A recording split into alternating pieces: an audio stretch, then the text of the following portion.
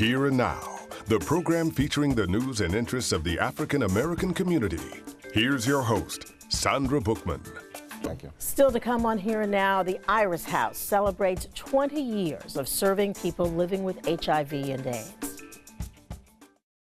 For 2 decades, the Iris House here in New York has offered support, education services, and prevention information for families affected by HIV and AIDS. This week, it's launching the How to Save a Life campaign. And here to tell us more is Executive Director Ingrid Floyd. Thanks, Ingrid. Thanks for having me. I love that jacket. Beautiful color. Thank you. Tell us the mission of the Iris House.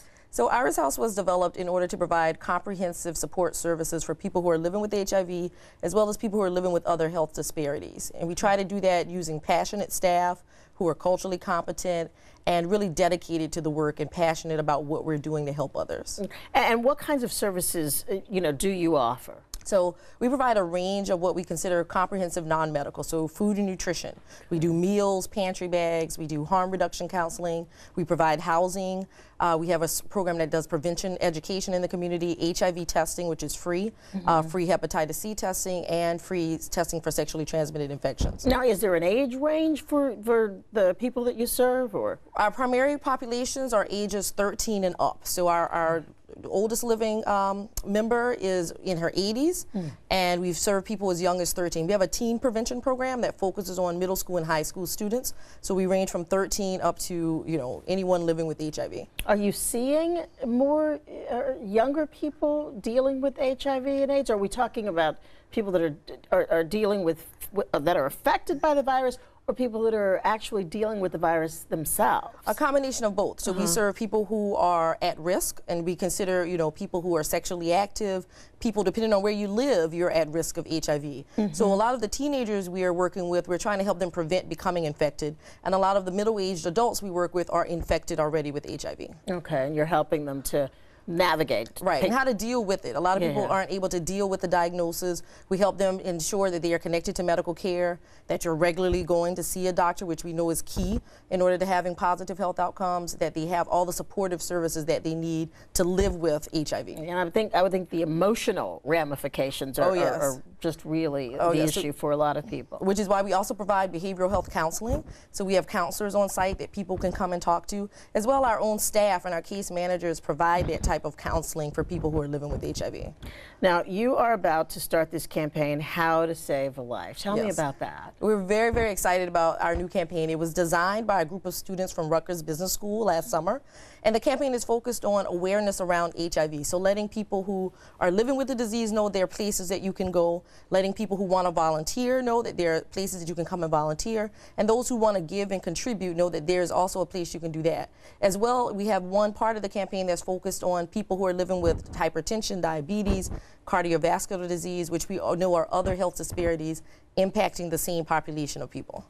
So we're really excited about launching it. It's going to be a print and a social media campaign. Okay. Yeah, I mean, these days, there's so many ways to get that information out there. Yes. And at the time you've been there, has that changed somewhat about how you get the information out to people? That's changed drastically. When I started, we were focused on how do we build a proper website, and now, we worry about, are we on Instagram, are we on Twitter, are we on Facebook, and you can actually find Iris House on all three, and we run to use this campaign to get the message out across all types of social media, including our website, including e-blast for those like me who still check email. So we want to get it out across multiple channels and hope that once we launch it, other people will share it with those they know who may be in need of help. Because sometimes you don't know what someone's dealing with. So if you know someone who needs to get tested, you can forward the campaign to them as a message for them of where to go. Now, and what segment of your audience, for lack of a better word, is the toughest to reach? And does the social media aspect of that now help you with them, or? So what we find is the hardest to reach population has been young men 18 to 24. And we actually have one program called Listen Up that focuses on heterosexual young men in that age range, because a lot of times those are the young men who don't think that they're at risk. So what we try to do is use social media as a way to engage them. We also do a lot of work in social media with our teens and then with our young gay men that we work with, because we want them to also understand that this is another way that you can get information if you don't feel comfortable coming into the office to participate in one of our prevention education programs. You're hard to reach, so how do you get them in?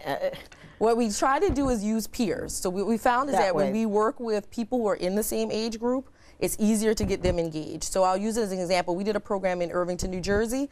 We were able to use people from the streets, young men from the streets, who went and recruited their friends to come in for the program.